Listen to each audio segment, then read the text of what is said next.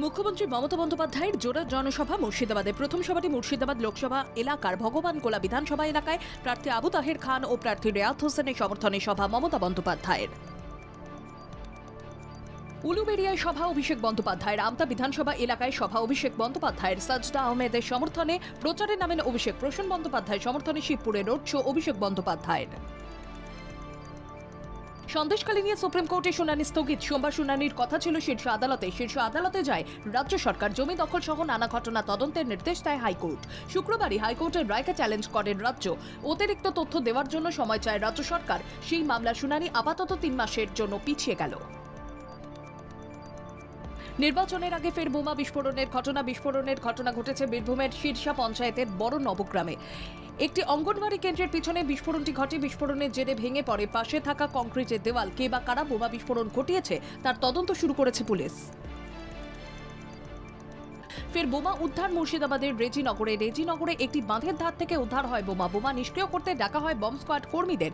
কে বা কারা এই এলাকায় বোমা রেখে যায় তা জানতে তদন্তে পুলিশ। পড়ুয়া ঝুলন্ত দেহ উদ্ধার নিয়ে উত্তাল হয় দুর্গাপুর এনআইটি। দ্বিতীয় বর্ষের এক ছাত্রের দেহ উদ্ধারের পর পড়ুয়াদের বিক্ষোভ শুরু হয়। সেই বিক্ষোভকে কেন্দ্র করে উত্তাল হয় এনআইটি ক্যাম্পাস। তুমুল বিক্ষোভের জেরে পদত্যাগ করেন শিক্ষা প্রতিষ্ঠানের ডিরেক্টর অরবিন্দ চৌবে। বড়বাজারের নাখোদা মসজিদের কাছে প্লাস্টিকের গুদামে আগুন। ভোর 5টা নাগাদ একটি বহুতলে থাকা প্লাস্টিকের গোডাউনে আগুন লাগে। দমকলে 10টি ইঞ্জিনের প্রচেষ্টায় আগুন নিয়ন্ত্রণে আসে। ঘিঞ্জি এলাকা হওয়ায় আগুন নেভাতে বেগ পেতে হয় দমকলকে। ঘটনাস্থলে যান দমকল মন্ত্রী সুজিত বসু। 188B মানিকতলা মেন রোডে আগুন। বহুতল আবাসনের 7 তলায় অগ্নিকাণ্ড। এসিতে শর্ট সার্কিট হয়ে আগুন লাগে। দমকলের 5টি ইঞ্জিন ঘটনাস্থলে পৌঁছয়। 2 ঘন্টার চেষ্টায় তারা আগুন নিয়ন্ত্রণে আনে। পশ্চিমবঙ্গ সরকার স্কুলগুলিতে গরমের ছুটি দিয়েছে। এবার বিশ্বভারতী কর্তৃপক্ষ তাপপ্রবাহের জন্য বিশ্বভারতীর সমস্ত বিভাগ, কেন্দ্রীয় ইউনিট ইত্যাদিতে ক্লাস হবে সকাল 8:30 থেকে 11:30 পর্যন্ত। সকাল 7টা থেকে সমস্ত কাজকর্ম শুরু হয়ে কাজ চলার সময়সীমা 11:30। মঙ্গলবার, বুধবার, বৃহস্পতিবার এবং শুক্রবার বিশ্বভারতী পাঠভবন ও শিক্ষাক্ষেত্রে বিদ্যমান সময়সূচি অব্যাহত। তীব্র দহনে পুড়ছে গোটা বাংলা। আগামী বৃহস্পতিবার পর্যন্ত বৃষ্টির সম্ভাবনা নেই। শহর ও দক্ষিণবঙ্গের জেলায় চলবে তাপপ্রবাহ। উত্তরবঙ্গে তাপপ্রবাহের সতর্কতা নেই। আগামী 5ই মে বৃষ্টি হতে পারে বলে জানিয়েছে হাওয়া অফিস। লোকসভা নির্বাচনের মাঝেই নয়া বিতর্ক কেন্দ্রীয় স্বরাষ্ট্রমন্ত্রী অমিত শাহকে নিয়ে। একটি ভিডিও ভাইরাল হয়েছে তার, যেখানে দেখা যাচ্ছে জনজাতি, উপজাতি ও ওবিসিদের সংরক্ষণ তুলে নেওয়ার কথা বলছেন মন্ত্রী অমিত শাহ। এই নিয়ে জোর জল্পনার রাজনৈতিক মহলে, যদিও বিজেপির দাবি সম্পূর্ণ ফেক ভিডিওটি।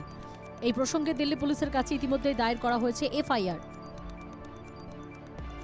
লোকসভা ভোটের মরশুমে উত্তপ্ত মণিপুর। সম্প্রতি কুকি জঙ্গিদের সঙ্গে গুলির লড়াইয়ে মৃত্যু হয়েছে 2 সিআরপিএফ জওয়ানের। এবার গুলির লড়াইয়ে মৃত্যু হল কুকি সম্প্রদায়ের এক গ্রামবাসীর। সুপ্রিম কোর্টের দ্বারস্থ হলেন বীরভূম লোকসভার বিজেপি প্রার্থী দেবাশিস ধর। মনোনয়ন বাতিল সংক্রান্ত মামলায় সুপ্রিম কোর্টে অভিযোগ দায়ের প্রাক্তন আইপিএসের। কলকাতা হাইকোর্টে দ্বারস্থ হওয়ার পর তেমন কোনো সাড়া না পাওয়ায় অবশেষে সুপ্রিম কোর্টে গেলেন তিনি।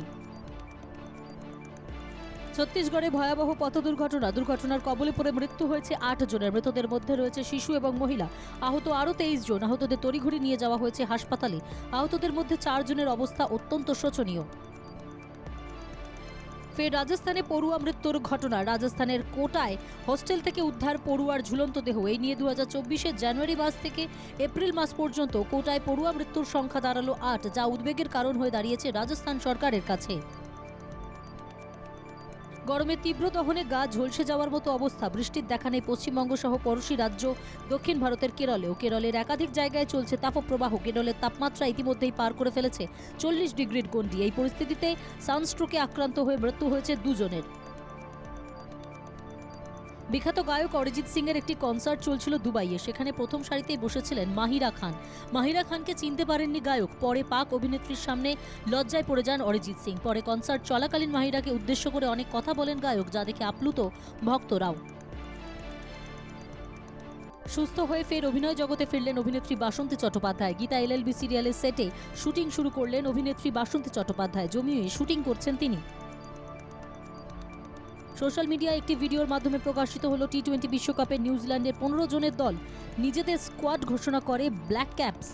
ক্রিকেটারদের নাম প্রকাশ্যে আনলো 2 খুদে। আগামী জুনের 2 তারিখে শুরু হবে টি-20 বিশ্বকাপ। এবারের আয়োজক দেশ আমেরিকা, ওয়েস্ট ইন্ডিজ। আইপিএলে রবিবাসরীয় 2 ম্যাচে জয় পেল 2 হেভিওয়েট টিম আরসিবি ও সিএসকে। গুজরাটের বিরুদ্ধে রান তাড়া করে জয় ছিনিয়ে নেয় আরসিবি। অন্য ম্যাচে হায়দ্রাবাদকে হারিয়ে নিজেদের 5ম জায়গা পেল সিএসকে।